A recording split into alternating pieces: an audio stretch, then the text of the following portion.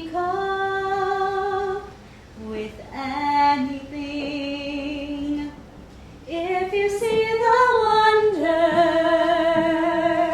of a fairy tale, you can take the future, even if you fail. I believe in fairies, something good in everything I see. I believe in fairies when I know the time is right for me. I'll cross the stream. I have a dream. I have a dream, a fantasy to help me through reality, and my destination makes it worth the while. Pushing through the darkness, still another mile. I believe in fairies, something good in everything I see. I believe in fairies when I know the time is right for me. I'll cross the stream. I have a dream. I'll cross the stream. I have a dream. I'll cross the stream. I have a dream.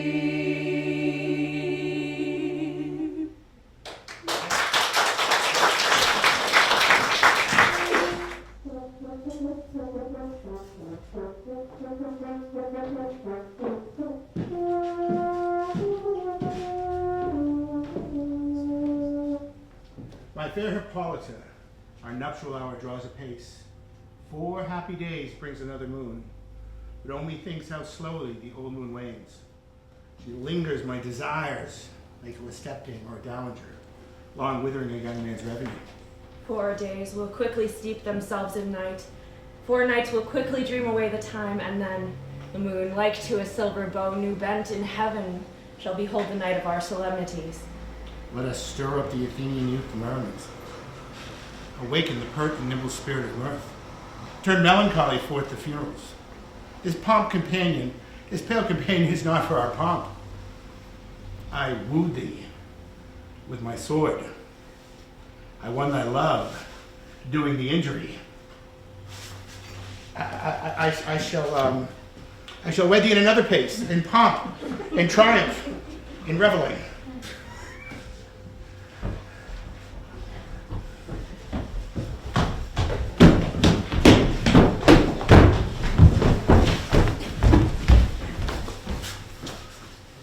Happy be Theseus, our renowned duke. Thank you, good Edjo. What news with thee? Come with vexation do I, with complaint against my child, my daughter Hermia. Stand forth, Demetrius. My noble sir, this man hath my permission to marry her. Stand forth, Lysander. My gracious duke, this man hath bewitched the bosom of my child. With cunning thou hast filched my daughter's virtue. Turn to obedience, which is due to me, to stubborn harshness.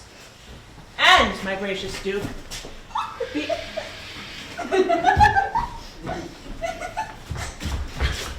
be it that she will not hear before your grace consent to marry Demetrius, I claim the ancient privilege of Athens. As she is mine, I may dispose of her, which shall be either to this gentleman or to her death. as according to our law and immediately provided in this case.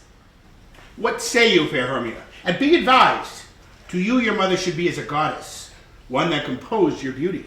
Nay, one to whom you are but a form in wax, imprinted by her, and within her power to leave the figure or disfigure it. Demetrius is the worthier gentleman. So is Lysander. In his own mind, that in wanting your mother's voice, the other shall be held the worthier. When my mother but looked with my eyes. With your eyes, but with her judgment, you must look. I do entreat your grace to pardon me. I know not by what power I made bold, nor how it may concern my modesty in such a presence here to plead my thoughts, but I beseech your grace that I may know the worst that may befall me if I refuse to wed Demetrius. Either to die the death, or forever enjoy the society of men. Therefore, fair Hermia, question your desires. Examine your youth, know well your blood, whether, should you disobey your mother's will, you can endure the livery of a nun. Thrice blessed are they who live such maiden pilgrimage. But earthlier happy is the rose distilled than that which on the virgin thorn lives, grows, and dies in single blessedness. So will I live, so grow, so die, my lord, ere I will yield my virgin patent up unto his lordship, whose unwished yoke my soul consents not to give my sovereignty. Take time to pause, and then, by the next new moon, the sealing day betwixt my love and I, in the everlasting bond of fellowship. By then, either prepare to die for disobedience to your mother's will, or else to wed Demetrius, or to protest on Diana's altar in austerity and single life. Relent, sweet Hermia, and license to yield thy crazy title to my certain right. You have her mother's love, Demetrius. Let me have Hermia's. You should marry her. Scornful Lysander, it is true, he hath my love, and all that is mine may be rendered up to that love. She is mine, and all my right of her I do estate unto Demetrius. My lord, I am as well derived as Demetrius, as well possessed. My love is more than his is. My fortunes every way is fairly ranked, if not with advantage, as Demetrius. And which is more than all these boasts can be, I am beloved of the beauteous Hermia. Why should I not then prosecute my right? Demetrius I'll avouch to his head, made love to Nader's daughter, Helena, and won her soul. And she, sweet lady, dotes, devoutly dotes on this spotted and inconstant man. I must confess that I have heard as much, and with Demetrius have spoken thereof. Hermia, you fit yourself to your mother's fancies, and by that you submit yourself to the law of Athens, which by no means we may extenuate. Come, my Hippolyta. We must go. We must go. Edja, Demetrius, go along. I must employ you in some business that necessarily involves our nuptials. And necessarily involves you as well. Come. With duty and desire we follow you.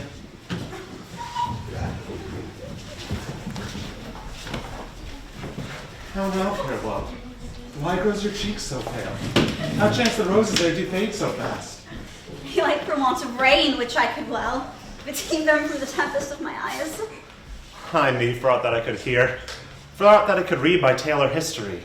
The course of true love never did run smooth, or else it was different in blood. Oh, high, cross, too high to be enthralled to low. Or else misgrafted in respective years. I too old to be engaged to young. Or else it stood upon the choice of friends. Oh, how to choose love by another's eyes?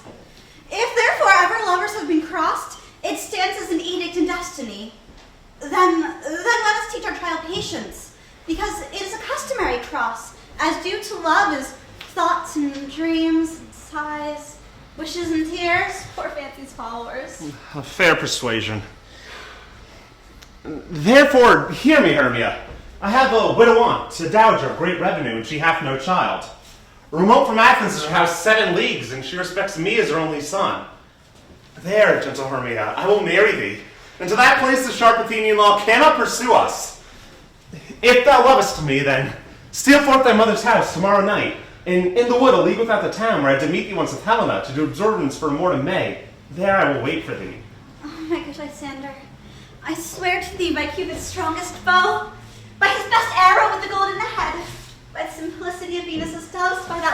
knitted souls and prosperous loves, and by that fire that burned the Carthage queen when the false Trojan under sail was seen, by all the vows that ever men have broke, in number more than ever women spoke, and in that place where thou hast appointed me, tomorrow truly will I meet with thee. Keep promise, love.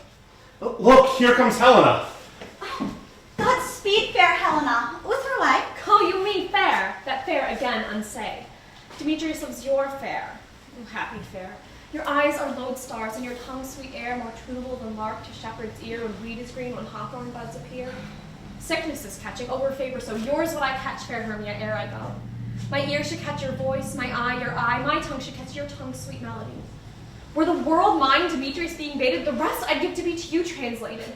Oh, teach me how you look, and with what art you sway the motion of Demetrius' heart. I frown at him, yet he loves me still. That your frowns teach my smile such skill. I give him curses, but he gives me love. Oh, that my prayers could such affection move. The more I hate, the more he follows me. The more I love, the more he hateth me. His folly, Helena, is no fault of mine. Beauty, would that fault were mine. Take comfort, he no more shall see my face. Lysander and I shall fly this place. For the time I did Lysander see, seemed Athens as a paradise to me. Oh, then what graces in my love do dwell, that he hath turned heaven unto hell. Helen, to your minds we will unfold.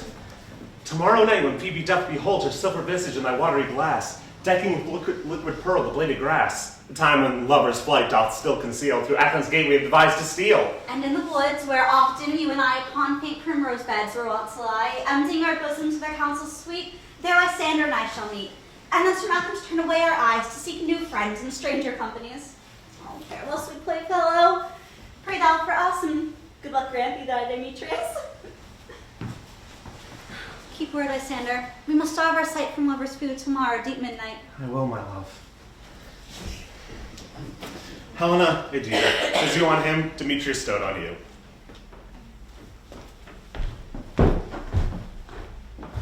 How happy some or other son can be. Through Athens I'm thought as fair as she, but what of that? Demetrius thinks not so. He will not know what all but he do know, and as he errs doting on Hermia's eyes, so I admiring of his qualities. Things base and vile holding no quantity, love can transpose to form and dignity. Love looks not with the eyes but with the mind, and therefore is winged Cupid painted blind. Nor hath love's mind of any judgment taste, wings and no eyes, figure unheedy haste, and therefore is love said to be a child, because in choice he is so oft beguiled. As waggish boys in game themselves to swear, so the boy love is perjured everywhere. For ere Demetrius looked on Hermia's eyne, he hailed down oaths that he was only mine.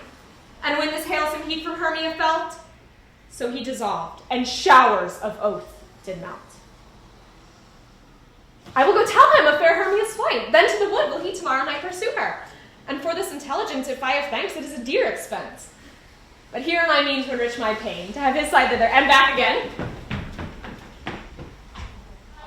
Was I roared for many a year, and I spent all my money on whiskey and beer. Now I'm turning with gold in great store, and I got no play.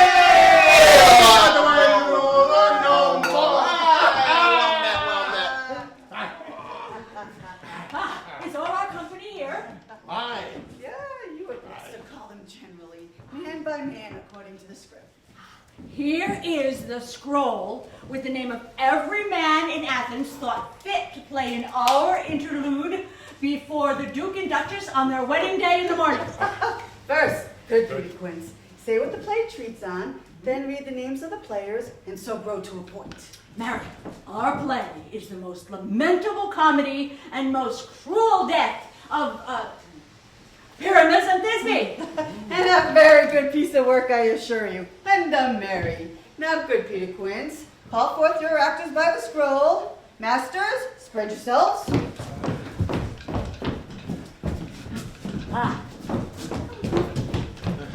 Answer as I call you. Nick Bottom, the weaver. Ready. Name what part I am for, and proceed. You, Nick Bottom, are set down for Pyramus. What is Pyramus? A lover or a tyrant? Oh, a lover that kills himself most gallant for love. Well, I'll ask some tears for the true performing of it. If I do it, let the audience look to their eyes. I will move storms I will condole in some measure. To the rest, yet my chief humor is for a tyrant. I could play Hercules rarely, or a part to tear a cat in to make all splits. The raging rocks and shivering shocks shall break the locks of prison gates. And Phoebus' car shall shine from far and make and mar the foolish fates. This is lofty. This tyrant's fame, Hercules' fame. A lover is more condoling. Francis Flute, the bellows mender. Here, Peter Quince. Francis Flute, you must take Thisbe on you. What is Thisbe? Laundry night? No, it is a lady that Pyramus must love. Nay, please. I'll not play a woman. The beard coming. Oh, that's all one. You may wear a wig, and you may play it in a small little voice, as small as you like. Now let me hide my face. Let me play Thisbe. I can make monstrous little voice. Thisbe, Thisbe. Pyramus, my lover dear. My Thisbe dear, and lady dear. No. You must play Pyramus, and you Thisbe. Well, proceed. Tom Snout, the tinker. Be Peter Quince. You, Pyramus' father. Myself, Thisbe's father. Snug the joiner. You, the lion's part. And here, I hope, is a play well fitted. Oh, well, have you the lion's part written yet? Pray, if you do, can you give it to me, for I'm slow of study? Oh, it is all extempore. It is nothing but roaring. Oh.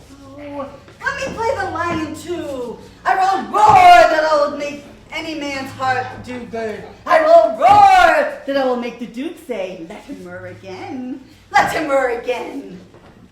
And you should do it too terribly. You would fright the duchess and the ladies, and they would shriek with horror, and the duke would want us all to be hanged. Oh. That will hang us all. Every mother's son. I grant you, friends, if you were to fright the ladies out of their wits, they would have no more discretion but to hang us. But I can aggravate my voice so that I can roar as gently as any sucking dove.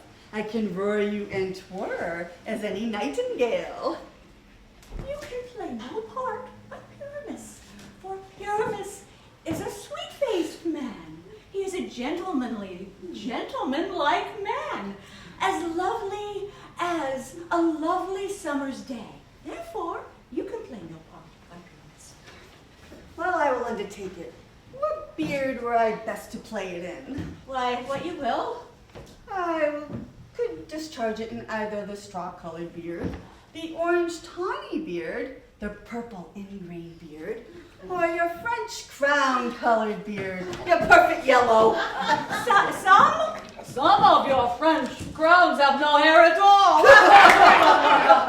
Therefore, you will play it barefaced. Now, masters, here are your parts. I pray you, I beg you, I entreat you to con them by tomorrow, because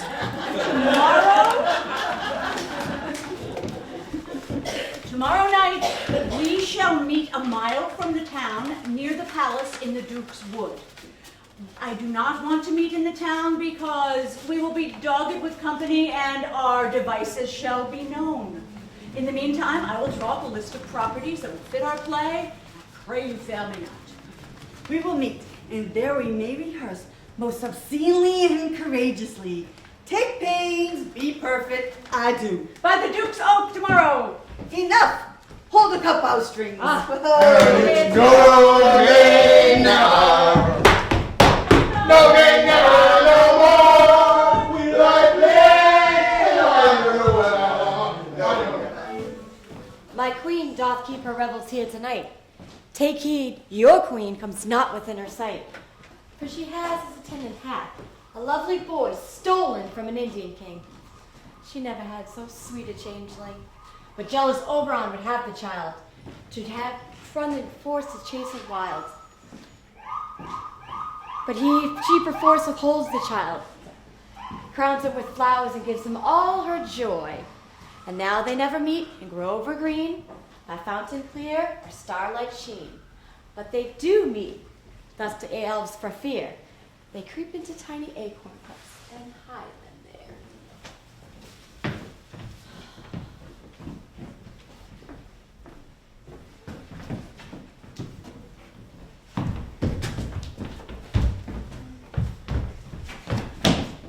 Either I mistake your shape in quite, or you that shrewd and knavish sprite called Robin Goodfellow.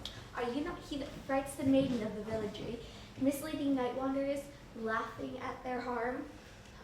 And those who hobgoblin call you Sweet Puck, and if you do their work, they give you good luck. Are you not he? Thou speakest right. I am the merrier wanderer of the night. I jest with Oberon and make him smile, when I a fat horse beguile. Sometimes lurk I in a gossip's pool, in likeliness of a crowd, and when she drinks, against her lips I bob.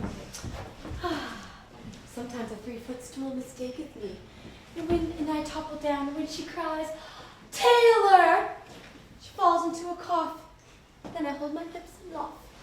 Amid they muse and mare, and they swear, merrier hour was never wasted there. A room fairy, here comes Oberon. And my mistress wished not. Ill met by moonlight, proud Titania. Jealous Oberon. Fairy, skip thee hence. I have forsworn her bed and company. Tarry, rash wanton. Am I not thy lady? I am thy lady. But I know when thou hast stolen down from fairyland, and in the shape of corn sat all day, playing pipes of corn and versing love to amorous Phillida, why art thou here, come from the deepest straits of Africa? But, forsooth, the bouncing Amazon, the buskin mistress and warrior love, to Theseus must be wedded, and you have come to give their bed joy and prosperity. How canst thou thus, for shame, Titania, glance at my credit with Hippolyta, knowing I know thy love to Theseus? Those are forged jealousies. And we have not, since the middle summer spring, met on hill and dale, forest or mead, but with thy brawls thou hast disturbed our sport. And so the winds, piping to us in vain, as if in revenge, have sucked up from the land contagious fogs, which raining back down have made every pelting river so proud that they have overborne the continents. The ox have therefore stretched forth his yoke in vain. The plowman lost his sweat, and the green corn hath rotted ere his youth attained a beard. The human mortals want their winter here. No night is now with him or carol blessed. The moon, the governess of the floods, pale in her anger, washes all the air, that rheumatic diseases do abound.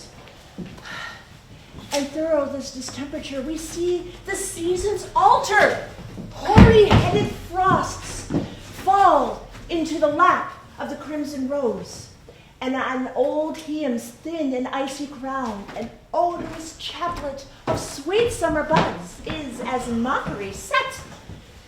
The spring, the summer, the childing autumn, the angry winter, change their wonted liveries, and the mazed world, by their increase, now knows not which is which. It is by the same forgery of evils that come from our debate, from our dissension. We are their parents and original. Do you amend it then? It lies in you. Why should Titania cross her Oberon? I do but beg a little changeling boy to be my henchman. No, the fairy kingdom cannot buy the child of me. Save your breath. Her mother, his mother, was a votress of my order. And in the spiced Indian air by night, full often has she sat and gossiped by my side, sat with me on Neptune's yellow sands, and marked the embarked traders on the flood. and how we have laughed to see the sails conceive and grow big-bellied in the wanton wind, which with pretty and with swimming gait, following her wounded huge with my squire, she would imitate and sail upon the land to fetch me trifles, and sail back again as from a voyage rich with merchandise. But she, being mortal, of that boy did die. And for her sake I rear up that boy, and for her sake I will not part with him. How long within this wood intend you stay? Perchance until Theseus' wedding day. If you would but patiently dance in our rounds, and see our midnight revels, go with us. If not, shun me, and I will spare thy haunts. Give me that boy, and I will go with thee. Not for a fairy's queendom. Fairies away! I will chide downright if I longer stay. Well, go thy way! Thou shalt not from this grove till I torment thee for this injury. Ugh. My gentle Puck, come hither. Thou rememberest, since once I sat upon a promontory and heard a mermaid on a dolphin's back uttering such dulcet and harmonious breath that the rude sea grew civil at her song, and certain stars shot madly from their spheres to hear the sea maid's music? Yeah, I remember. That very time I saw, but thou couldst not, flying between the cold moon and the earth, Cupid all armed. A certain aim he took at a fair vestal throned by the west.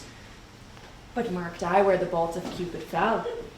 It fell upon a little western flower, before milk white, now purple with love's wound, and maidens call it love in idleness.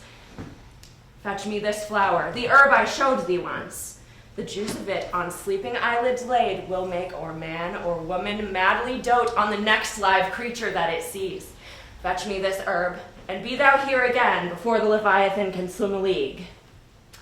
Put a girdle around the earth in 40 minutes.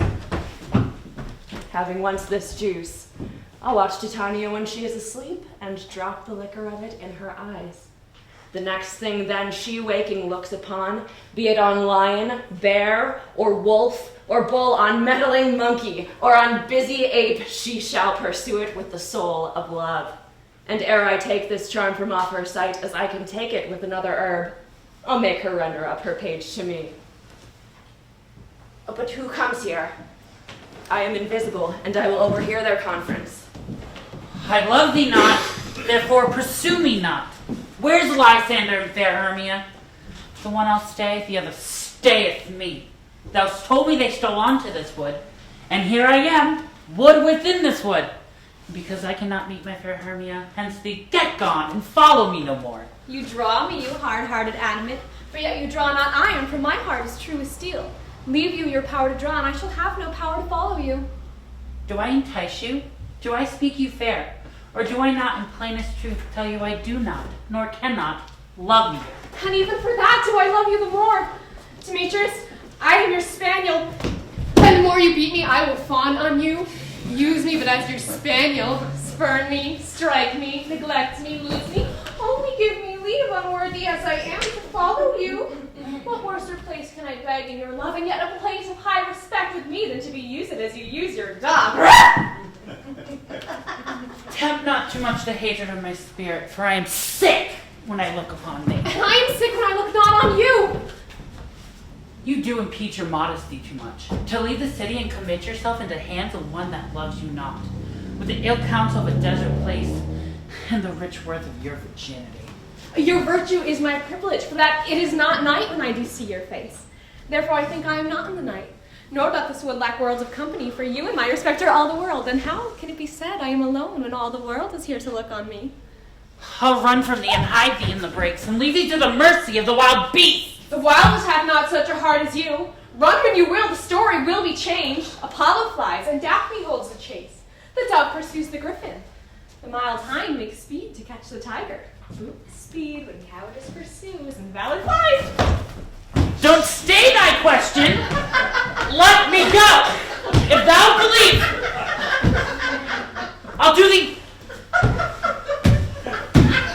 mischief in the wood. Oh!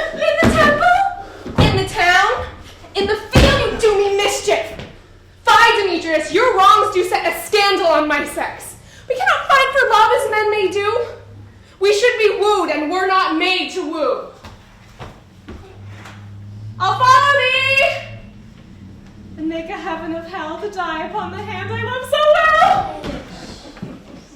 Fare thee well, nymph. Ere he do leave this grove, thou shalt fly him, and he shall seek thy love. Hast thou the flower there? Aye. Welcome, wanderer. There it is. Oh, I pray thee give it me. There it is.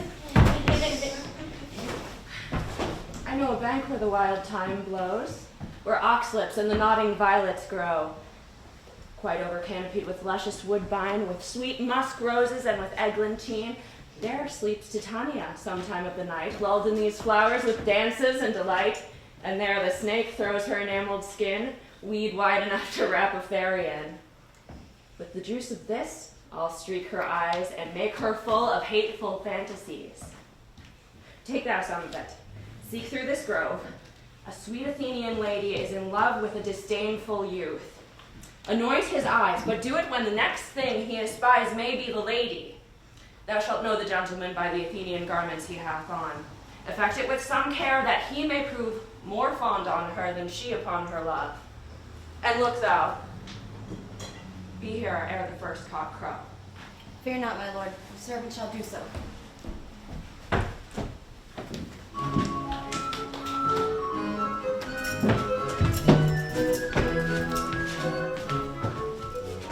Come a roundel and a fairy song, and then for the third part of a minute hence, some to kill cankers in the musk rose buds.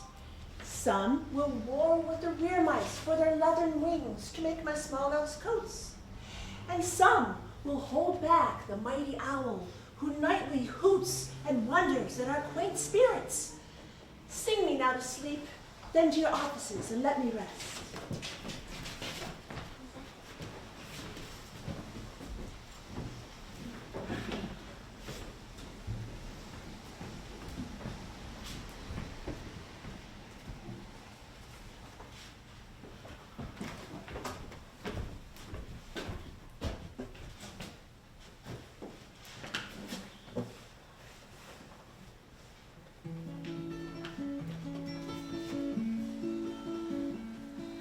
Spotted snakes with double tongue, thorny hedgehogs be not seen.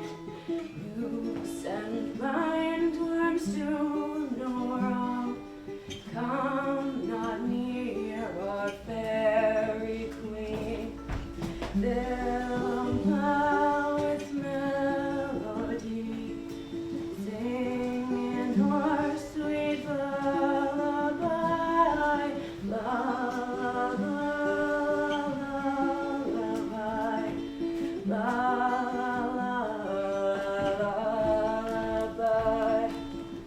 Never harm nor spell nor charm, come our lovely lady night.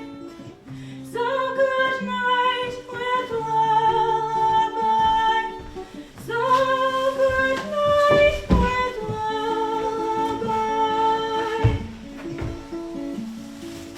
Weaving spiders come not here, hence, you long-legged spinners, hence. Beetles black approach not near, worm nor snail do no offense. Fill well with melody, sing in our sweet lullaby, lullaby, lullaby.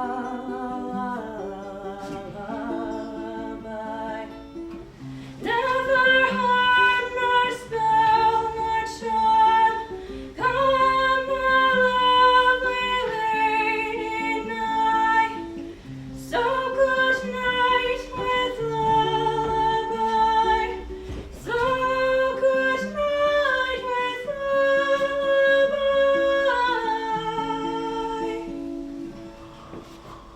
Hence away, now all is well. Aloof. One shall stand sentinel.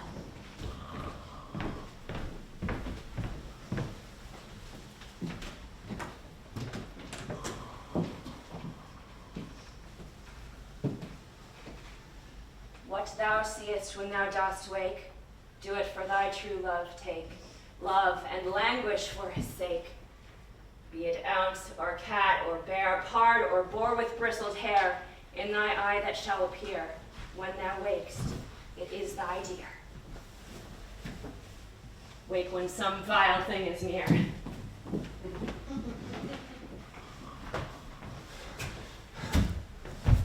Fair love, you faint with wandering in the wood, and to speak troth, I have forgot our way. We'll rest here, Hermia, if you think it good, and tarry for the comfort of the day. It's so, Lysander. Find you out a bed, for upon this bank I shall rest my head. One turf shall serve as pillow for us both. One heart, one bed, two bosoms, one troth. Nay, good Lysander! For my sake, my dear, I'm further off yet. Do not lie so near. Oh, take the sweet sense of my innocence. Love takes meaning in love's conference. I mean that my heart unto yours is knit, so that but one heart we can make of it. Two bosoms interchanged with an oath, and so two bosoms in a single troth. Then by our side no bedroom need deny. For lying so, Hermia, I do not lie. Lysander riddles very prettily. I must return my manners and my pride. If Hermia must say Lysander lied, but gentle friend, for love, courtesy lie further off yet than human modesty. Such separation, as may well be said, becomes a virtuous bachelor and a maid so far distant. And good night, sweet friend. Thy love ne'er alter till thy sweet life end. Amen, amen to that fair prayer, say I. And thus end life when I end loyalty. This will be my bed. Sleep give thee all his rest. With half that wish the wish's eyes be pressed.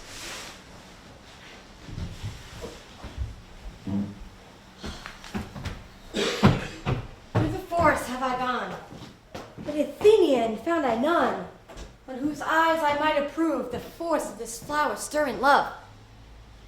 Night and silence, what have we here? Weeds of Athens he doth wear.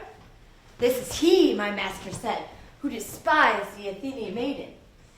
Oh, there she's sleeping, oh so sound, on the dank and dirty ground. Pretty soul, she durst not lie, next to this lack love, this kill courtesy. Churl upon the islands I throw, all the power this flower doth owe. And when thou wakest, let love forbid, sleep his seat on thy eyelid. So awake when I am gone! I must go to Oberon. Say, thou wilt kill me, sweet Demetrius. I charge thee hence, and do not haunt me thus. Oh, wilt thou darkling leave me? Do not so. Stay in thy peril, alone I will go. Oh, I am out of breath in this fond chase. The more my prayer, the lesser is my grace. Happy is Hermia wheresoe'er she lies, for she hath blessed and attractive eyes. How came her eyes so bright? Not with salt tears, for so mine eyes are oftener washed than hers. No, I am ugly as a bear. For beasts that meet me run away for fear. Therefore no marvel though Demetrius do as a monster fly my presence thus. What wicked and dissembling glass of mine made me compare with Hermia's fiery eyne? Who is here? Lysander? On the ground? Dead or asleep? I see no blood, no wound. Lysander, if you live, good sir, awake. And run through fire I will for thy sweet sake. Transparent Helena, nature shows art that through thy bosom makes thee see thy heart. Oh, where is Demetrius? Oh, how fit a word is that violent to perish on my sword? Say not so, Lysander, say not so. What, that we love your Hermia? Lord, what though? Yet Hermia still loves you, then be content. Content with Hermia? No, I do repent the tedious minutes with her I have spent. Not Hermia, but Helena I love. Who would not change a raven for a dove? The will of man is by his reason swayed, and reason says you are the worthier maid. Things growing are not ripe until their season, so I, being young, till now ripe not to reason. And touching the point of human skill, reason becomes the marshal to my will, and leads me to your eyes, where I o'erlook love's stories written in love's richest book. Wherefore was I to this king mockery born? Put it in your hands and I deserve this scorn. Is it not enough? Is it not enough, young man, that I never did, no, nor never can deserve a sweet look from Demetrius' eye? But you must flout my insufficiency? Good troth you do me wrong, good sooth you do in such disdainful manner me to woo. But fare you well, perforce I must confess, I thought you lord of more true gentleness. Oh, that a lady of one man refused should have another, therefore be accused. She sees not Hermia. Hermia, sleep thou there, and never mayest thou come Lysander near. For as a serpent of the sweetest things, the deepest loathing to the stomach brings, or as the heresies that men do leave are hated most of those they did deceive, so thou, my serpent and my heresy, of all be hated, but the most of me. And all your powers address your loving might to honor Helen and to be her knight. Oh, help, Lysander, help! Do thy best to pluck this crawling serpent from my breast. Oh, me, for pity. A dream was here. Lysander, what could I do quake with fear? Methought the serpent came and ate my heart away, and you sat smiling in his cruel prey. Lysander? Removed? Lysander? Gone? No sound, no word? Where are you? Speak it, and if you hear speakable things, I swoon almost with fear. No. Well, then I perceive you are not nigh. Either death or you I'll find immediately. Oh, whiskey and beer, and now I'm returning with gold in great store, and I never will pay the roll by no more. Are we all met? Hi. This is a marvelous place to rehearse our play. This shall be our stage, and that hawthorn brake over there our tiring house, and we will do it in action as we will do it before the Duke. Peter Quince, there are things in this comedy of Pyramus and Thisbe that will never please. First, Pyramus must draw a sword and kill himself. Huh? The ladies cannot abide. How answer you that? By Larkin, a perilous sphere. I feel we must leave out all the killing when all is done. Not a whit. I have a device to make all well. Write me a prologue, and let the prologue seem to say that we will do no harm with our swords, and that Pyramus is not killed indeed. And for the more better assurance, tell them that I, Pyramus, am not Pyramus, but Bottom the Weaver. That should put them out of fear. We will have such a prologue, and it shall be written in 8 and 6. No, make it 2 more. Let it be written in 8 and 8. Will not the ladies be afraid of the lion? I fear it, I promise you. Masters, you ought to consider with yourselves to bring in God shield us. A lion among ladies is a most dreadful thing. But the lion, yeah. Oh, but the lion, what does the lion do? You would not tremble before the lion. You would not. I know you would not. No. Not tremble before the lion. Yes. The lion is a man as other men are. Oh. Yeah, but there is no other man that can be afraid of the lion. So we should name his name as well and call him Snug the Joiner. No. Nay. No. Nay. Is that? Yeah. No, you must say your name, and half your head must be seen out the lion's neck. Yeah. And you yourself must speak, saying thus, or to the same defect, ladies, or fair ladies, I would wish you, or I would request you, not to fear, not to tremble. My life for yours. For if you think I come hither as a lion, yeah, it were pity of my life. No, I am no such thing. I am a man as other men are. So there indeed, you must name your name and tell them plainly you are Snug the Joiner. Well, it shall be so. It shall be so. But there is two hard things. First, we must bring moonlight into the chamber, because it doth say that Pyramus and Thisbe meet by moonlight. Doth the moon shine on the night we play our play? A calendar! Oh, a calendar! Look in the almanac. Find out moonshine! Find out moonshine! That's upside down.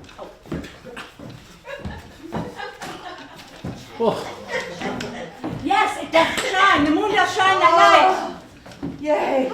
We may leave the casement in the great chamber window where we play open, and the moon may shine in at the casement. And that may be so, or we could have a man enter with a lanthorn and a bush and a dog and present or disfigure the person of moonshine. But there is another thing. We must bring a wall into the great chamber, because in our story it does say that Pyramus and Thisbe speak through a chink in the wall. You cannot bring a wall. What say you, Bottom?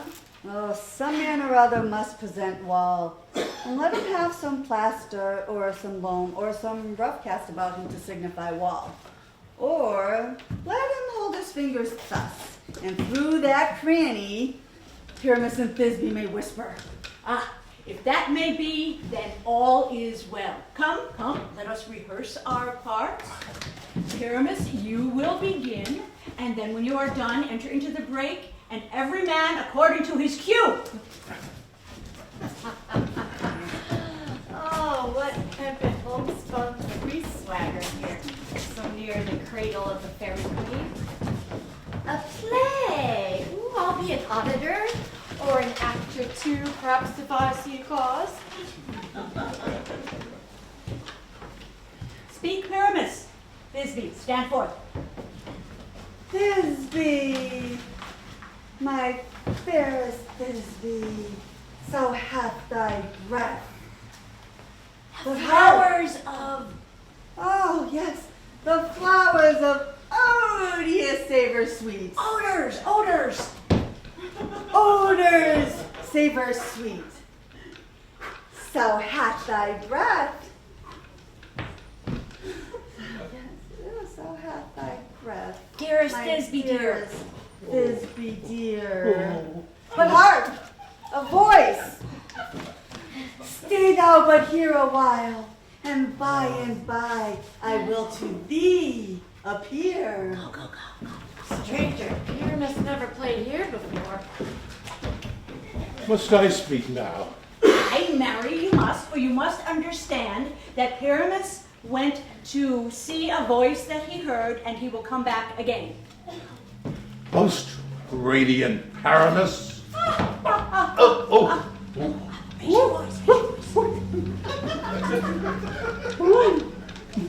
Most radiant Pyramus. Most lily white of you, of color like the red rose on triumphant briar. Most risky juvenile, and eke most lovely June. As true as heart, that yet would never tire. I'll meet thee, Pyramus, at Ninny's tomb. Ninnis, Ninnis. You speak all your words at once. Why, you must say those cues, and then Pyramus he is to come again. You speak your words at once, cues and all. Pyramus, you must enter. Your cue is never tire. As true as horse, that yet would never tire. My fair.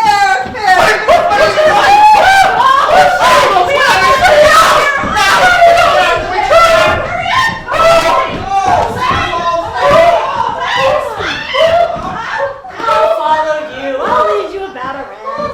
Through bog, through bridle, through brake. Sometimes a horse I'll be. Sometimes the head of the town. Tired, hurt, every turn. Why do they run away? This is a knavery of them to make me a fear. beard.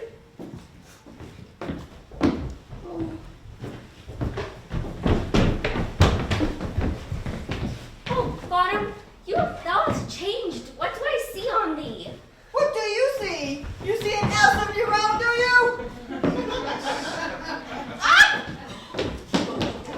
Oh! Ah! Bottom, thou art transformed. Woo! I see their knavery. This is to make an ass of me, or to fright me.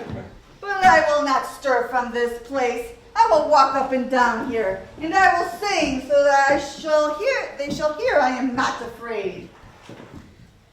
I took from my pocket 10 sovereigns bright, and the landlady's eyes opened wide with delight. She said, I have whiskey and wines of the best, but the words that she spoke were merely in jest. Oh, that angel wakes me from my flowery bed. And it's no, nay, never. No, nay, never, no more will I play the wild rover. No, never, no more. Woo! Oh, gentle spirit, sing again. My ear is enamored of thy note, and mine eye highly enthralled to thy shape, and thy gentle force perforce to move me, on first sight to say, to swear, I love thee. Methinks, mistress, you should have little reason for that. So to say the truth, reason and love keep little company together nowadays. And the more the pity of some honest neighbors will not make them friends. Nay, I can do it upon occasion. Oh, thou art as wise as thou art beautiful. Not so neither. If I have wit enough to get out of this wood, I have enough to make mine own turn. Oh, out of this wood do not desire to go. Thou shalt not leave, whether thou wilt or no. I am a spirit of no uncommon rate. The summer still doth tend upon my state, and I do love thee. Therefore go with me. I will give thee fairies to attend on thee, and they will get you jewels from the deep, while thou on pressing flowers dost sleep. And I will purge thy mortal grossness, so that thou will like an airy spirit go. Peace blossom, here, mustard seed. Ready. What is your will? Be kind to this gentleman. Hop in his walks and gambol in his eyes. Feed him apricots and dewberries, purple grapes, green figs, and mulberries. Steal honey bags from the bumblebees, and for night tapers, crop their waxen thighs, and light them with a fiery glowworm's eyes, to have my love to bed and to arise. And pluck the painted butterfly's wings, to fan the moonbeams from his sleeping eyes. Nod to him, my elves, and do him courtesies. Hail, mortal! Hail. I cry your worship's mercy heartily. I beseech your worship's name. Peas blossom. Oh, I pray you, commend me to Mistress Squash and Mother, and to Master Peascod, your father. Oh, yes, Master Peace Blossom. I shall desire you of more acquaintance. And your name, I beseech you, sir? Mustard seed? Ah, Mustard Seed. I know your patience well. That same cowardly oxpath has devoured many a family in your house.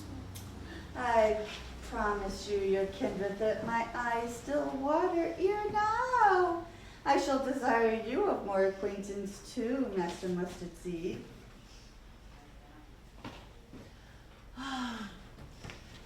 Attend to him and bring him to my bower.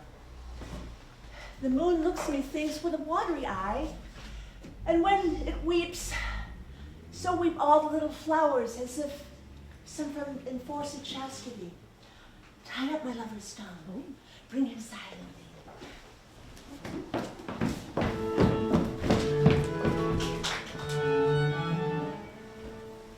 I wonder if Titania be awaked.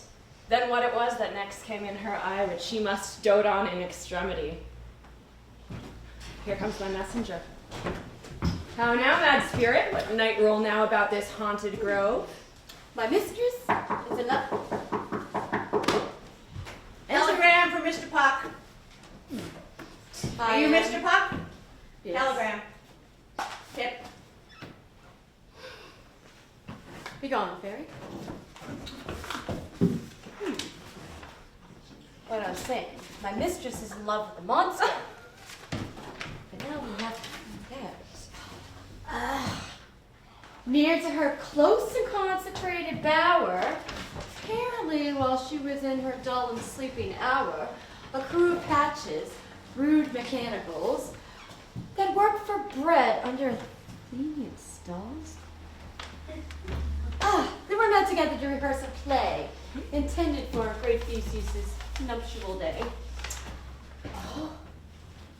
And there, the shallow thick skin of the barren sword, whose pyramids presented in their sport, decided to take a break. That disadvantage I did take, and ass's whole head I fixed upon his head. But though at his sight, all of them scampered away and flew and fly and murdered the cry, and Athens called, help, help! So I led them on this distracted fear, and left sweet pyramids translated there. And in that moment came to pass, your Titania fell in love with an ass. This falls out better than I could devise. But hast thou yet latched the Athenian's eyes with the love juice, as I did bid thee do? That is finished too. I took him while he was sleeping, and the Athenian woman by his side. When he waked, his love is forced. Stand close. This is the same Athenian. That's the woman, but that's not the man. Oh, I rebuke you, him that loves you so. Lay breath so bitter on your bitter foe. No, I would try, but I should use thee worse. For thou appearest given me cause to curse. If thou hast slain Lysander and is sleeping, or shoes in blood, plunge in the deep, and kill me too. Some was not so true until the day is he to me. Would you have stolen away from sleeping Hermia? No, I'll believe soon that this whole earth may be bored, and that the moon may through the center creep, and so displace her brother's noontide with the Antipodes. It cannot be but thou hast murdered him. Oh, so should a murderer look, so dead, so grim. So should the murderer look, and so should I. Pierced through the heart with your stern cruelty. But yet you, the murderer, look so bright and clear as yonder Venus in her glimmering sphere. What's this to my Lysander? Where is he? Oh, good Demetrius, wilt thou give him me? I'd rather give his carcass to my hounds. Oh, thou dog, thou cur! Thou drivest me past the bounds of maiden's patience. Hast thou slain him then? Henceforth be never numbered among men. Oh, once tell true even for my sake. Durst thou looked upon him being awake and slain him sleeping over a touch?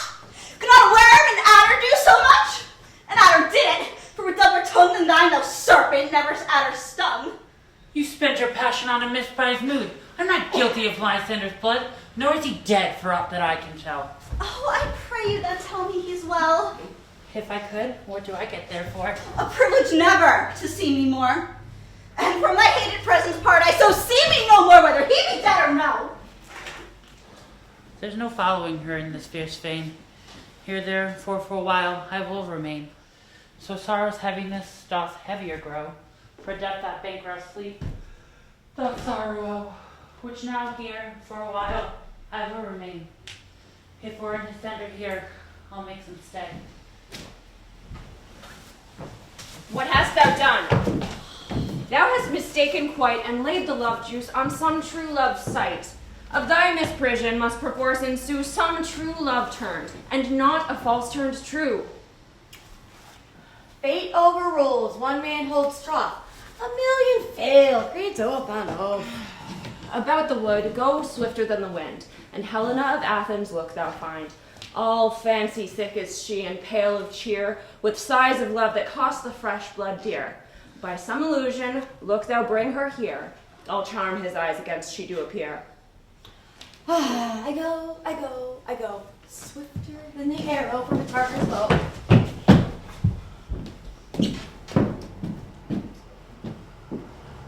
Flower of this purple dye, hit with Cupid's archery, sink an apple of his eye. When his love he doth espy, let her shine as gloriously as the Venus of the sky. When thou wakest, if she be by, beg of her for remedy. Captain of the fairy band, Lena's here at hand, and the youth, stood by me, pleading for her lover's feet. Shall we their fond pageant see? Lord, what fools these mortals be! Stand aside. The noise they make will cause Demetrius to awake. Why should you think I woo and scorn? Scorn and derision never come in tears. Look, when I vow, I weep, and thou so born their nativity, all truth appears. Why should these things seem scorn to you, bearing the badge of faith to prove them true? You do advance your cunning more and more when truth kills truth, devilish holy fray. These vows are Hermia's. Will you give her o'er? Weigh oath with oath, and you will nothing weigh. Your vows to her and me put into scales with even weight, and both as light as tails. I had no judgment when to her I swore. Nor none in my mind now you give her o'er. Demetrius loves her, and he loves not you.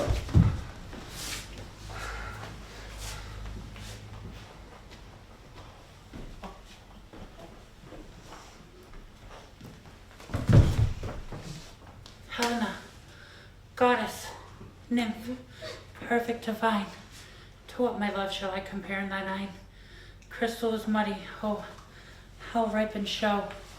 Thy lips, those kissing cherries, tempting grow, a pure congealed white hide tore snow, fanned with the eastern wind turned to a snow.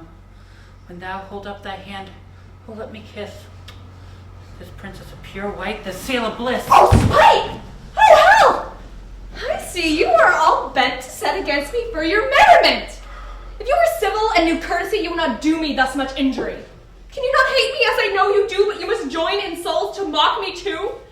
If you were men as men you are in show, you would not use a gentle lady so to vow and swear and super praise my parts when I am sure you hate me with your hearts. A trim exploit, a manly enterprise to conjure up tears in a poor maid's eyes with your derision. None of noble sort would so offend a virgin and extort a poor soul's patience, all to make you sport. Demetrius, you are unkind. Be not so, for you love Hermia, this you know I know. And with all my goodwill and all my heart, and Hermia's love, I yield you up my part. And yours of Helen to me bequeath, whom I do love and will until my death. Never did mockers waste more idle breath. Lysander, keep thy Hermia. If e'er I loved her, all that love is gone. Now to Helena, his home returned, there to remain. Helena, it is not so. Look where their love comes. Yonder is thy dear. Oh, the dark night that from the eyes function takes, the ear more quick of apprehension makes, wherein doth impair the seeing sense, and he's the hearing double reading heads. Thou art not by mine eye, Lysander, found my ear, I thank you, promise thy sound, but why kindly didst thou leave me so? Why should he stay whom love doth press to go? What love could press Lysander from my side? Lysander's love, for fair Helen, who more engilds the night than all yon fiery O's and eyes of light. Why seekest thou me? Could not this make thee know the hate I bear thee made me leave thee so? You speak not as you think, it cannot be. Lo, she is one of this confederacy. Now I perceive they have conjoined all three to fashion this false sport in spite of me. Injurious Hermia, most ungrateful maid, have you conspired, have you with these contrived to bait me with this foul derision? Is all the counsel that we two have shared, the sisters' vows, the hours we have spent when we have chid the hasty-footed time for parting us, oh, is all forgot? All school days' friendship, childhood innocence? And will you rent our ancient love asunder to join with men in scorning your poor friend? It is not friendly, 'tis not maidenly. Our sex, as well as I, may chide you for it, though I alone do feel the injury. Oh, I'm amazed at your words. I scorn you not. It seems you scorn me. Have you not set Lysander, as in scorn, to follow me, and praise my eyes in faith, and made your other love, Demetrius, who even but now did spurn me with his foot to call me goddess, nymph, divine, rare, precious, celestial. Wherefore speaks he this, so that he hates, and wherefore doth Lysander deny your love, so rich within his soul, and tender me, forsooth, affection, but by your setting on, by your consent. This you should pity rather than despise. I understand not what you mean by all of this. I do persever, counterfeit sad looks, make mouths upon me when I turn my back, wink each at other, hold the sweet jest up. The sport well carried shall be chronicled. If you had any pity, grace, or manners, you would not make me such an argument. But fare you well, 'tis partly my own fault, which death or absence soon shall remedy. Stay, gentle Helena. Hear my excuse. My love, my life, my soul, fair Helena. Excellent. Oh, so I do not scorn her thus. If she can entreat, I can compel. Thou canst compel no more than she entreat. Thy threats have no more strength than her weak prayers. Helena, I love thee. By my life I do. I swear by that I will lose for thee to prove him false that says I love thee not.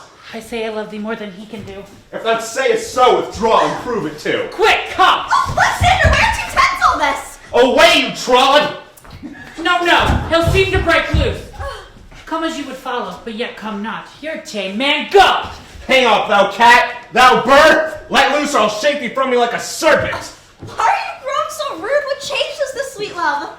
Thy love! Out, tawdry tartar, out! Out, loathed medicine, out, hated poison, hence! Do you not jest? Yes, sooth, and so do you.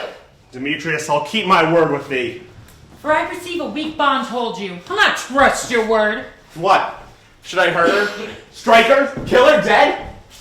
Although I hate her, I'll not harm her so. What?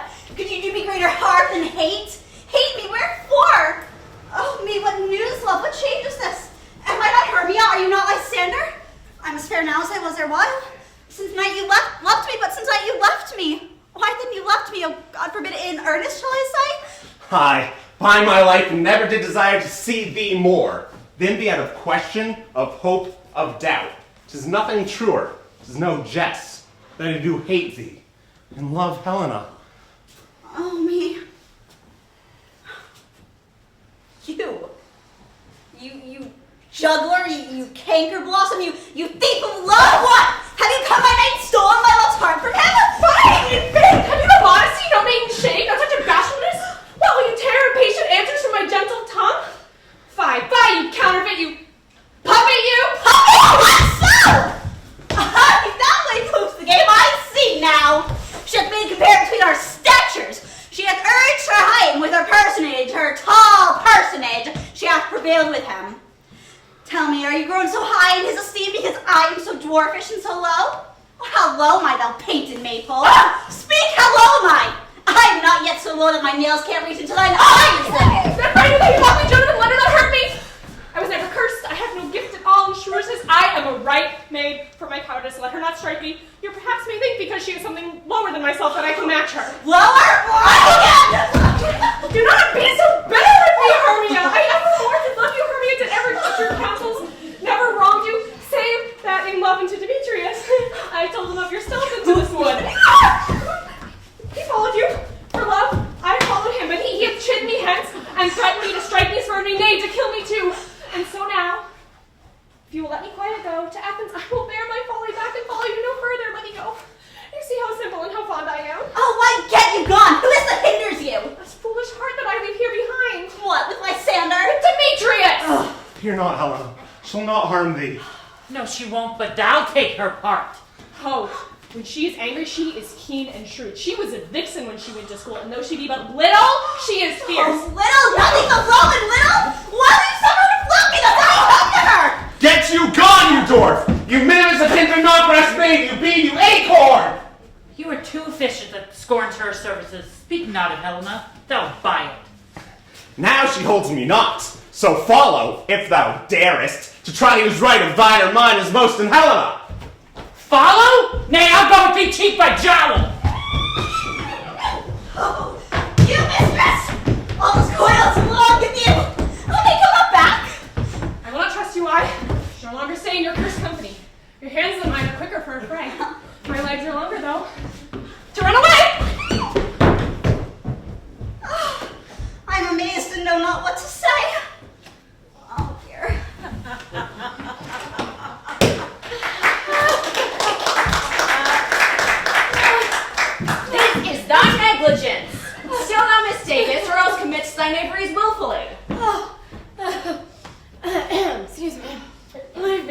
shadows. I had no idea.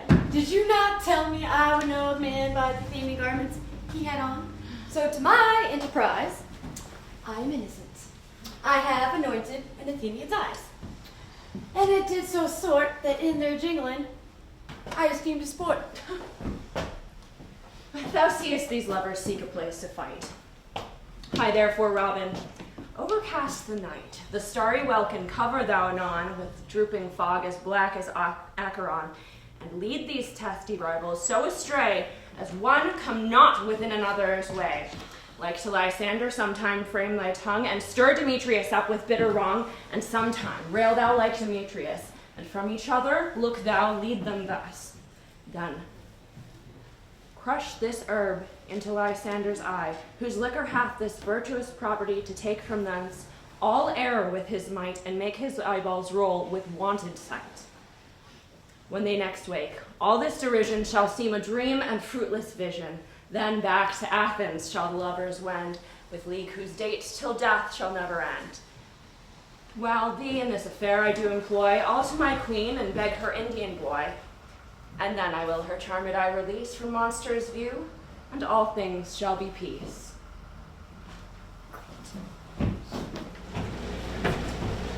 Up and down, I will lead them up and down.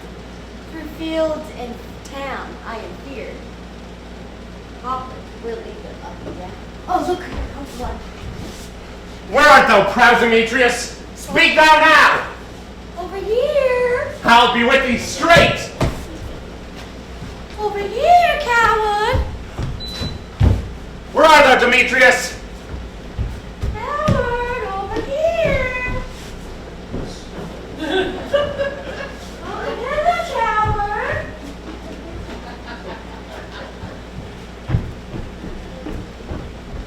Lysander, speak again. Thou coward, thou runaway. Where art thou now? I'm over here. Yea, art thou there? Right over here.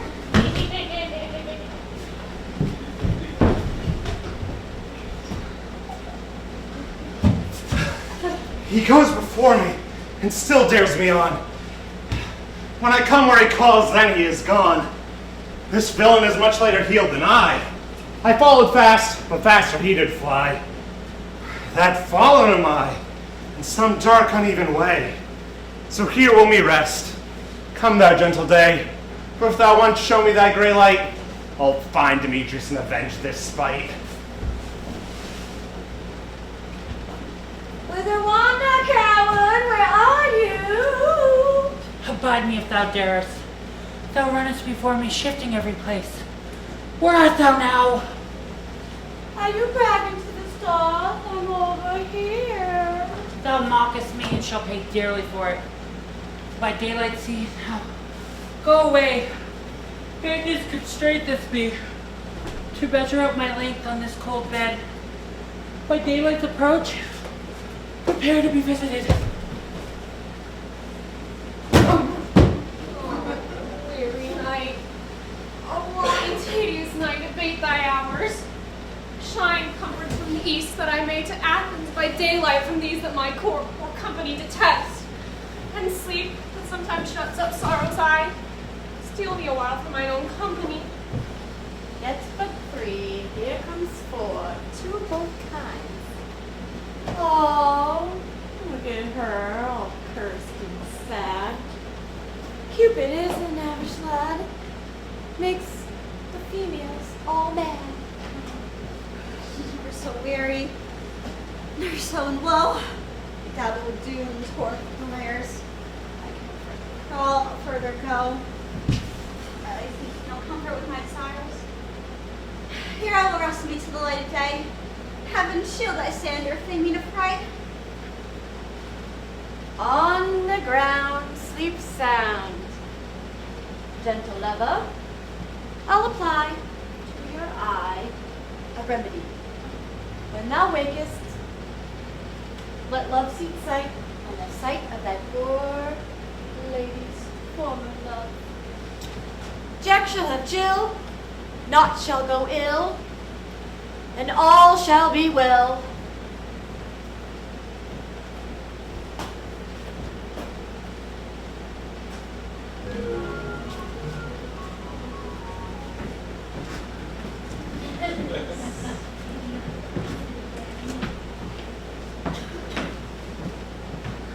thee down on this flowery bed,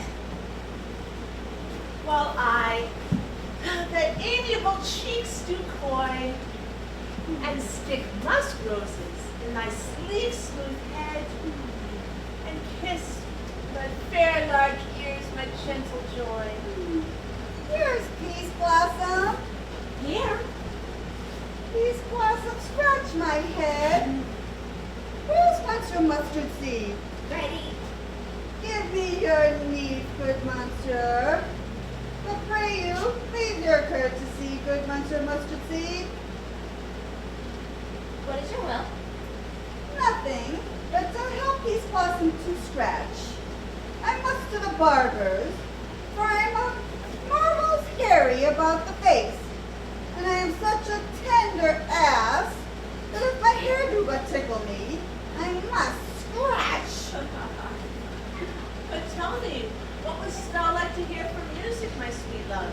I have a reasonable ear for music. Let's have the tongues and the bones. Or say, sweet love, what thou desirest to eat. Truly a peck of provender. I could munch your good dried oats, but methinks I have a desire for a bottle of hay. Good hay, sweet hay. Hath no fellow? I have a venturous fairy that shall seek the squirrel's hoard and bring thee new nuts.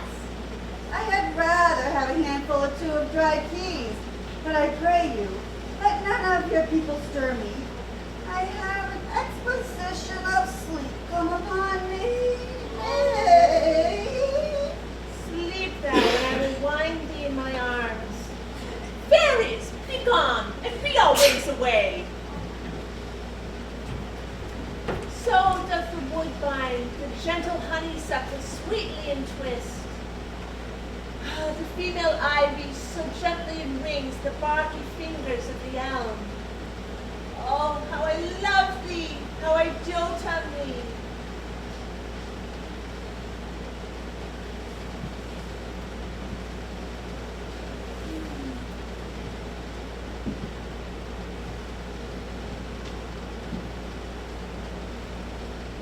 Perchance Robin Goodfellow comes hither.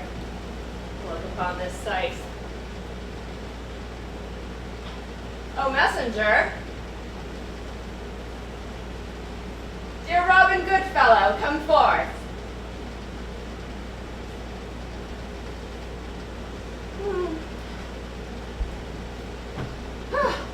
Good Robin, look upon this sweet sight. Her dotage now I do begin to pity. For meeting her of late behind the wood seeking sweet favors for this hateful fool, I did upbraid her and fall out with her. When I had at my pleasure taunted her, and she in mild terms begged my patience, I then did ask of her changeling child, which straight she gave me, and her fairy sent to bear him to my bower in fairyland. And now I have the boy, I will undo this hateful imperfection of her eyes. And Robin, take this transformed scalp from off the head of this Athenian swing, that he awaking when the other do, may all back to Athens again repair, and think no more of this night's accidents, but as the fierce vexation of a dream. But first, I will release the fairy queen. Be as thou wast wont to be, see as thou wast wont to see. Diane's bud or Cupid's flower hath such force and blessed power. Now, my Titania, wake you, my sweet queen.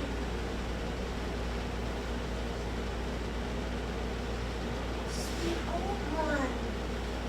Oh, what visions I have seen. Methinks I was enamored of an ass. There lies your love.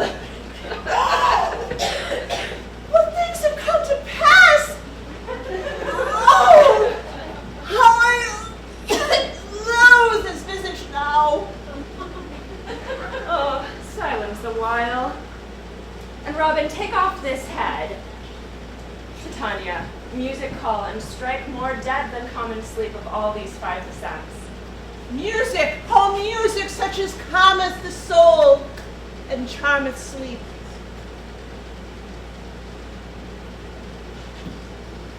Take heed, Fairy Queen. I do hear the lark. It is getting near dark. Oh, then my queen. In silent, sad trip we after night's shade. We the globe can compass soon, swifter than the wandering moon. Come, my love, and in our flight, tell me how it came this night, that I here sleeping here was found, with these mortals on the ground.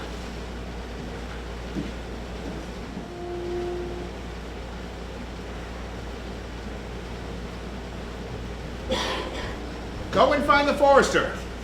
Our observation is performed, and as we have the wayward of the day, my love shall hear the music of my hounds. Uncouple them in the western valley, let them go. Dispatch, I say, and find the forester. Ah, we will, my queen, up to the mountain's top, and mark the musical confusion with the sounds of hounds and echo in conjunction. I was with Hercules and Cadmus once, when in a wood of Crete they bathed the bear with hounds of Sparta. Never did I hear such gallant chiding, for besides the groves, the skies, the fountains, every region near seemed all one mutual cry. I never heard so musical a discord, such sweet thunder. My hounds were of the Spartan kind, so flued, so sanded, heads hung low with ears that sweep away the morning dew, crook-kneed and dew-lapped like the Celian bolts, slow in pursuit, but mouths matched like bells, each under each. Never has a cry more tunable than hollow tune or cheered by horn. But judge for yourself, softly. What nymphs are these? My lord, this is my daughter Hermia sleeping here. This Lysander. This Demetrius is. And Helena, old maid's Helena. How do you wonder at them being here together?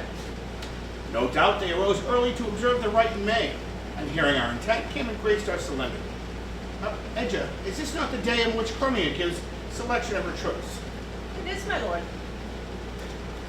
Go! Bid the huntsmen wake them with their horns!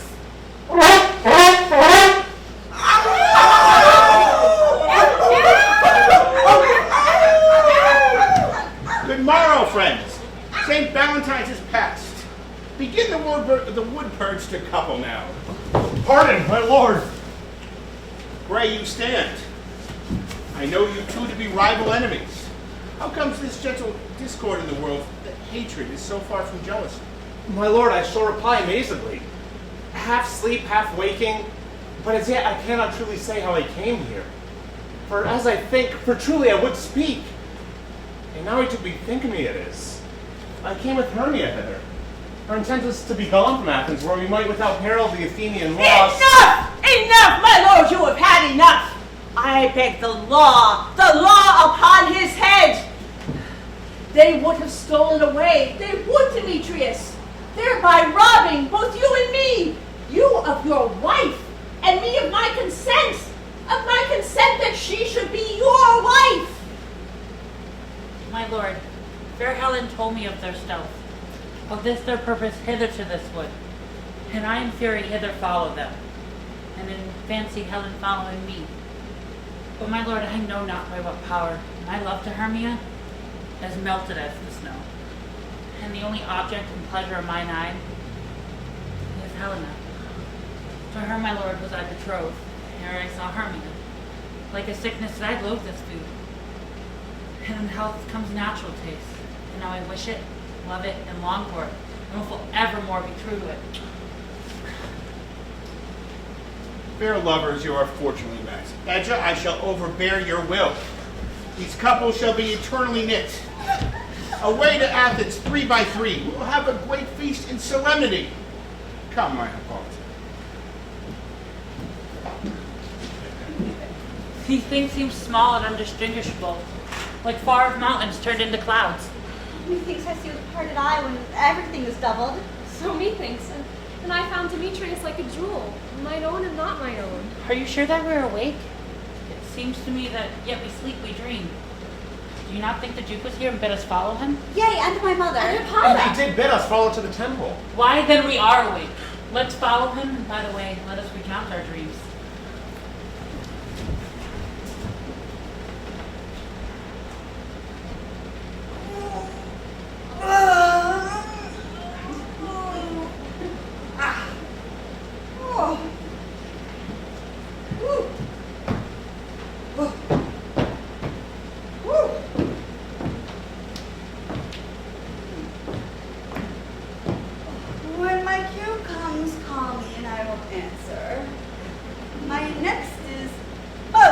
fair Pyramus.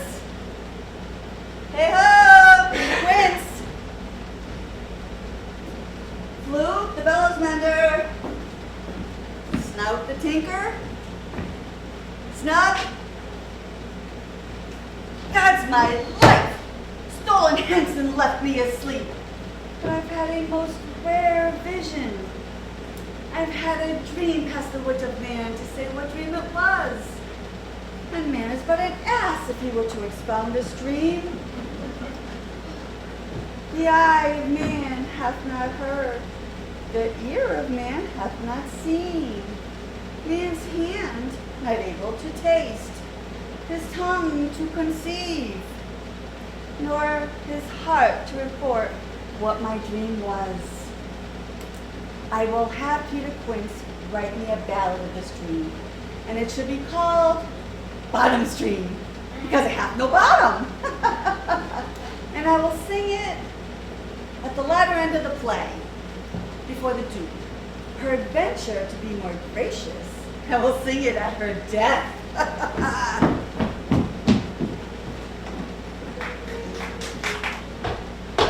Have you sent to Bottom's house? Is he home yet? He's not there. I doubt he was transported. If he comes not, then the play is mad. It goes not forward, doth it? It is not possible. There is no one in Athens can play Pyramus as Bottom can. No, he has simply the best wit of any handicraftsman in Athens. And he is the best person for it too. Why, no, there is no paramour with a sweet voice as Bottom. You must say paragon. Paramour is, God bless us, a thing of naught. Masters, the Duke from the temple comes with 2 or 3 lords and ladies, all married. Oh, our sport had only gone on, we'd have all been big men. Oh, sweet Bully Bottom. Thus would he have lost 6 pence a day during his life. He could not escape 6 pence a day. And the Duke had not given him 6 pence a day for playing Pyramus. I'll be hanged. He deserved it. 6 pence a day in Pyramus on nothing. Oh, Robbie! Oh, happy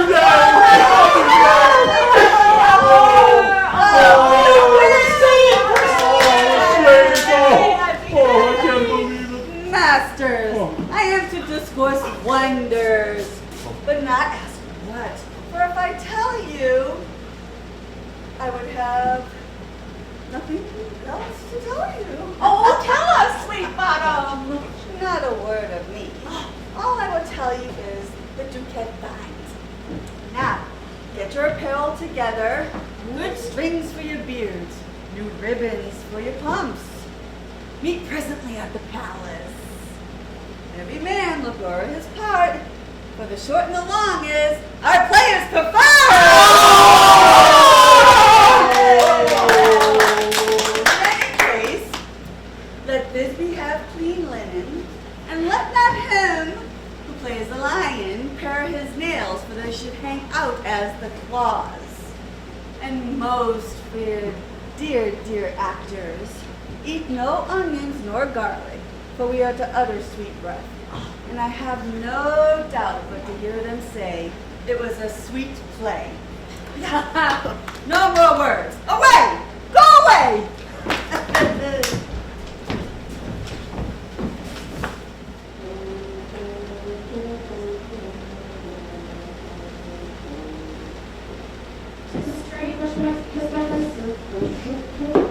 Strange that these never speak up. More strange than true. I never may believe such fairy fables. The lunatic, the lover, the poet. The lunatic does see more devils than all vast and hell can hold. The lover sees Helen's beauty in the brow of Egypt. The poet doth glance from heaven to earth and from earth to heaven. And how easily his imagination brought forth from the poet's pen what a bush is supposed to bear. But all the story of the nights told over, and all their minds transfigured so together, more witnesses than fancies images engrossed to something of great constancy, but howsoever strange and admirable. I believe the lovers, even the lovers full of joy and mirth. May joy and love accompany your hearts. More than to us, wait in your royal walks, your boards, your bed. Come now, what masks, what dances shall we have tonight to ease away the long age of 3 hours betwixt our dinner and our bedtime? Is there no play to ease the anguish of a torturing hour? Edja, what abridgment do you have for us this evening? Here is a bill of all sports which are ripe.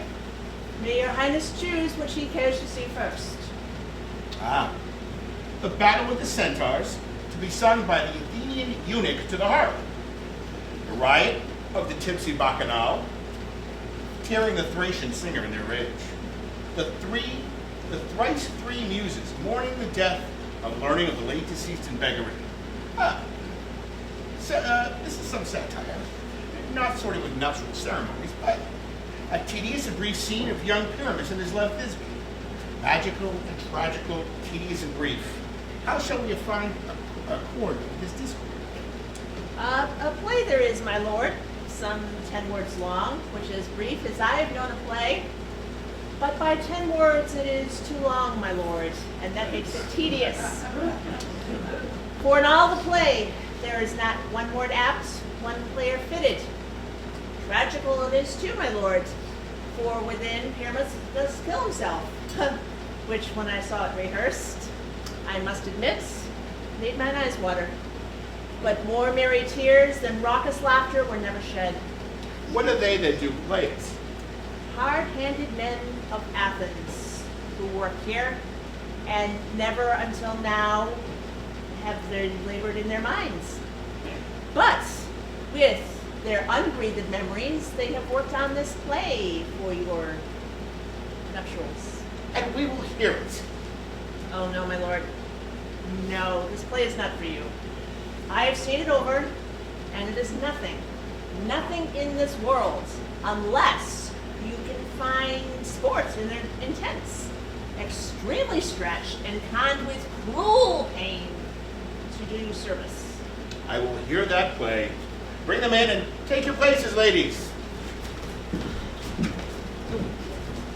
I love not to see wretchedness overcharged and duty in his service perishing. Why, my gentle sweet, you shall see no such thing. She says they can do nothing in this kind. The kind of we to give them thanks for nothing. Our sport shall be to take what they mistake.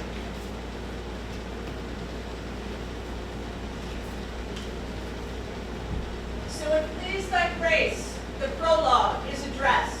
Let him approach.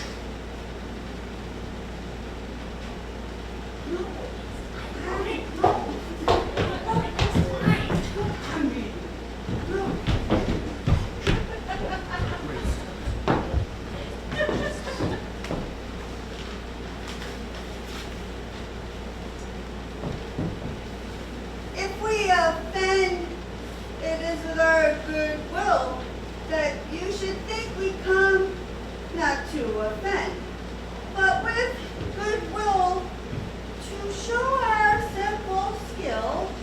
That is the true beginning of our end.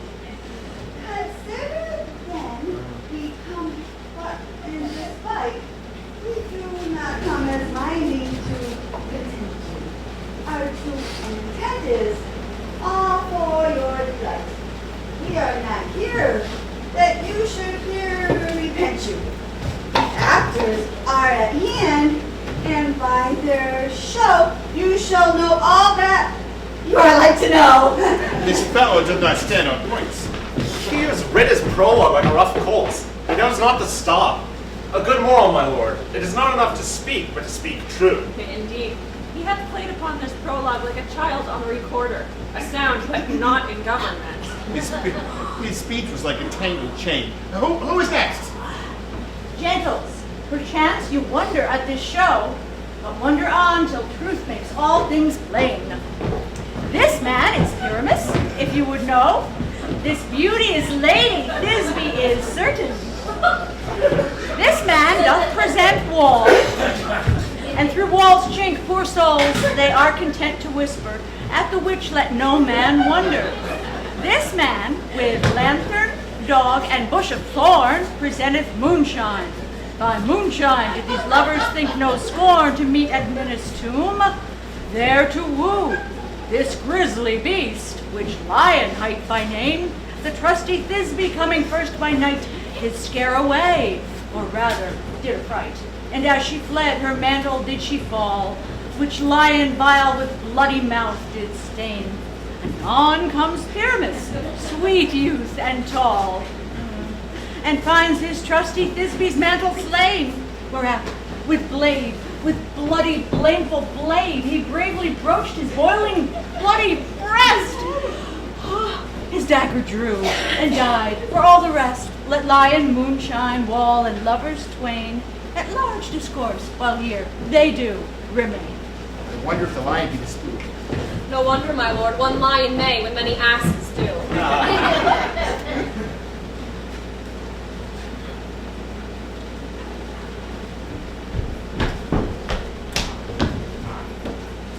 It is in the same interlude it doth befall that I once not represent a wall, and through this wall I would have you think there is a tiny hole or chink through which lovers Pyramus and Thisbe often whisper very secretly.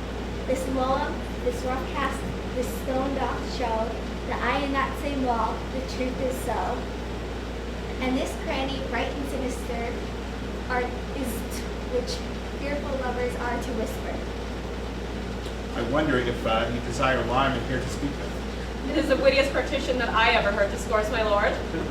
Pyramus draws near the wall. Silence! Oh, grim bluff wall. Oh, night. With you. Huh? With you so black. Oh, no. With you so black. Which night, wherever day is not. Oh, night, oh, night, oh, night. Alack, alack, alack. I fear my Thisbe's promises forgot.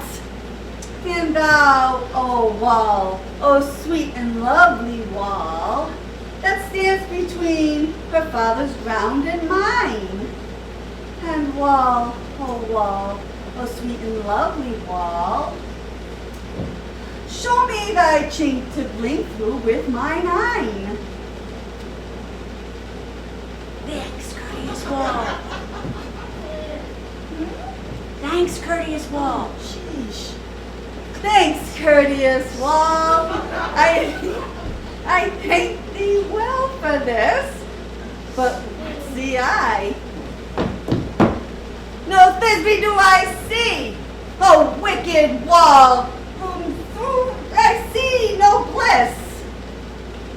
Cursed by thy stones for thus deceiving me.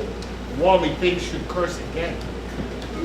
No, in truth, sir, deceiving me is Thisbe's cue. And she is to enter now, and I am to spy her through the chink. And you shall see it will fall out, just as I told you. Yonder she comes! Oh, so often have I heard my bones for potting my sweet Pyramus, and me, my cherry lips, have often kissed thy stones with lime, and here on thee. Oh. I see a voice. I see a voice. Now I chink. I can see Thisbe's face. Thisbe? My love! Thou art my love! I think! Think that what thou wilt. I am thy lover's grace. And like Lymander, am I trusty still? And I, like Helen, to the fates of me. Oh, that Shaphalus to Procris was so true. The Shaphalus to Procris, I do you! Oh, kiss me through the hole of this vile wall.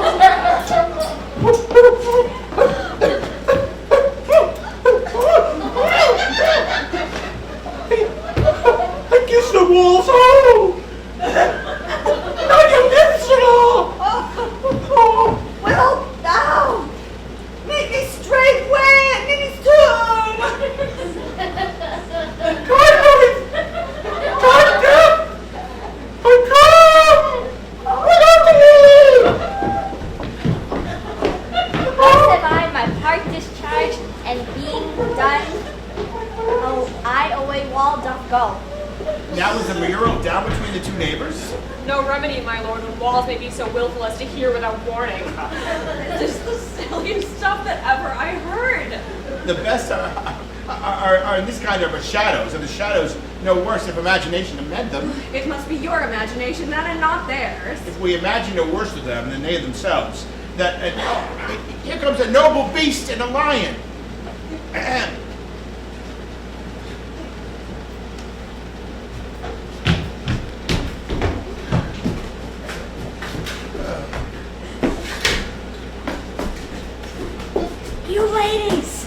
You ladies, Fox, I know what I have to say.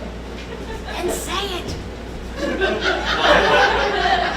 You ladies, You ladies, you here whose hearts do fear the most smallest monstrous mouse that creeps across the floor, you perchance hear quick and tremble with fear when lion with wild rampage doth roar.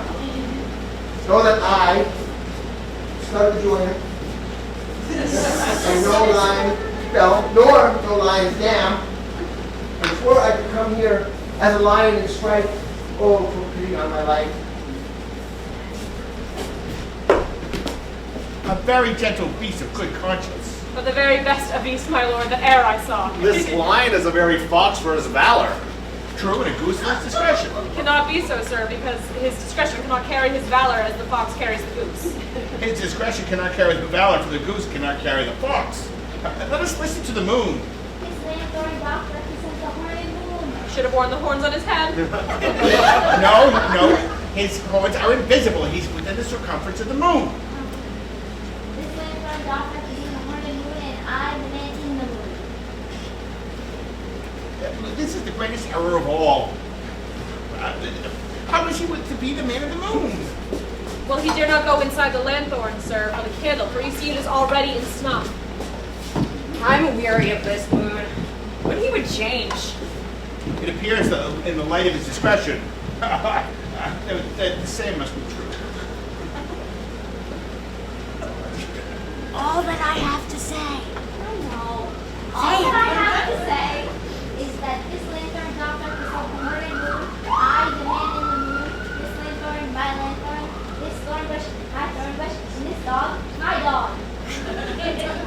For these should all be in the lanthorn, for these are all in the moon. But shh, here comes Thisbe.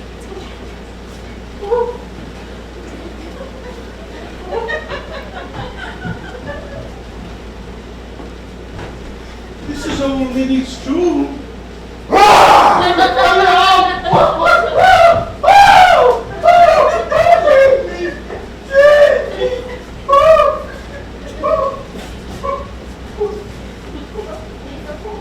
Well roared, lion. Well run, Thisbe!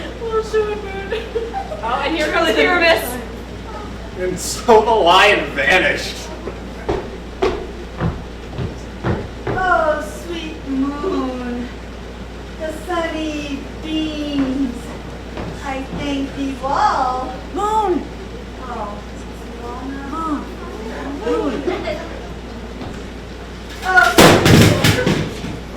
sweet moon, I thank thee for thy sunny beams.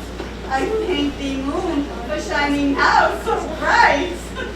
For by thy gracious, golden, glorious gleams, I trust to take. I trust to take of truest Thisbe sight.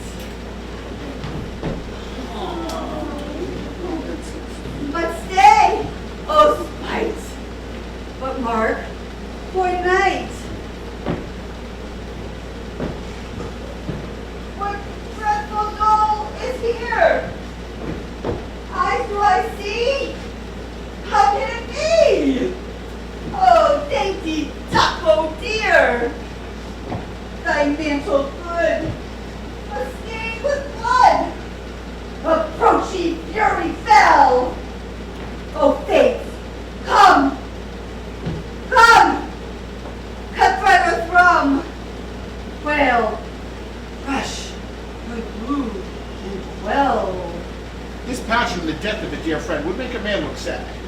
Assure my heart, but I pity the man. Oh, wherefore nature's It's their lion's brain. was the lion's frame. Since lion vile, Since lion vile hath here deflowered, my dear, which no is no, which was the fairest dame, which was the fairest dame that lived, that loved, that liked, that looked with cheer. come tears. Oh, come tears confound. Up sword or wound.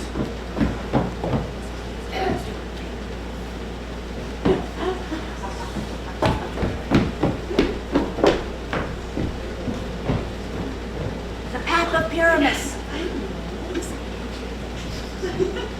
The path of Pyramus. I that left path where heart doth hop. Oh, oh, oh,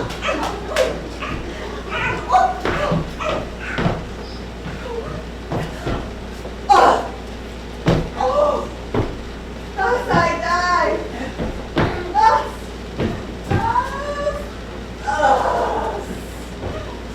now am I dead? Now am I fled? My soul is in the sky. Tongue, lose thy light. Moon, take thy flight. Now die. Die. Die.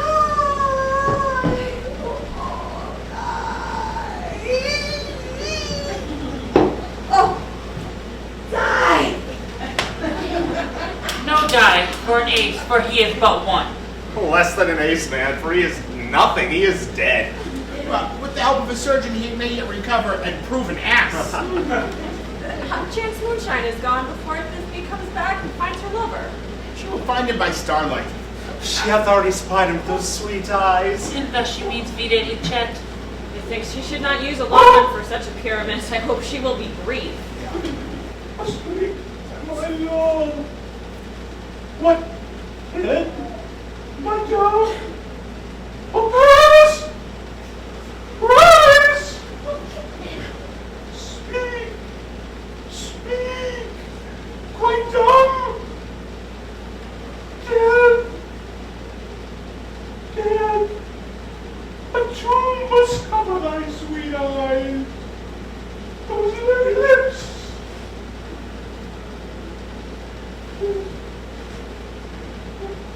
You cosmic geeks!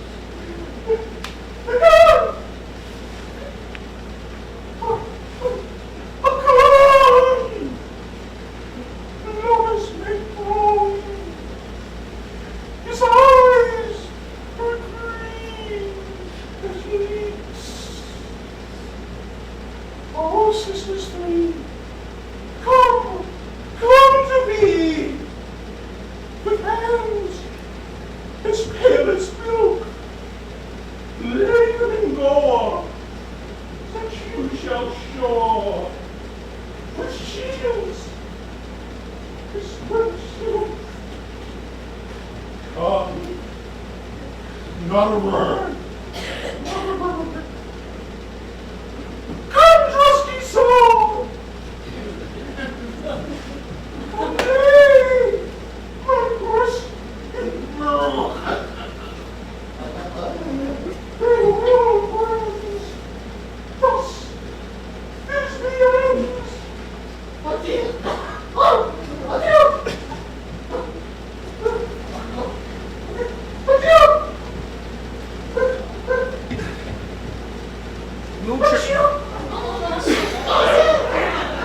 Moonshine and mine are left to bury the dead. Aye, and Wall too. No, I assure you, the wall is down that parted their fathers. Will it please you to hear the epilogue? Or to see a burgomass dance between two of our company? No, no epilogue, I pray you. Your play needs no excuse, for when all players are dead, then no one needs to be excused. Let your epilogue alone.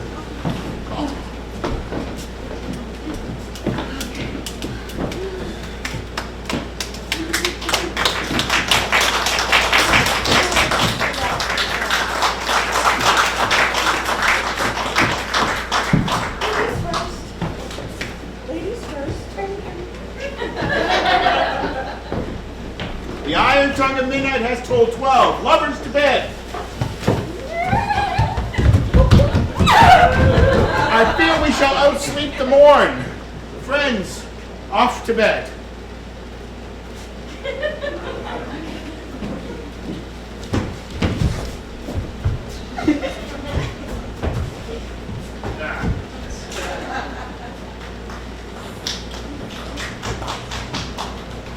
If we shadows have offended, think but this, and all is mended, that you have but slumbered here, while these visions did appear. No, in this weak and idle theme, no more yielding, but a dream. Gentles, do not reprehend. If you pardon, we will mend. And as I am an honest buck, if we have unearned luck to escape the serpent's tongue, we will make amends ere long. So good night until you all. Give me your hands if we be friends, and Robert.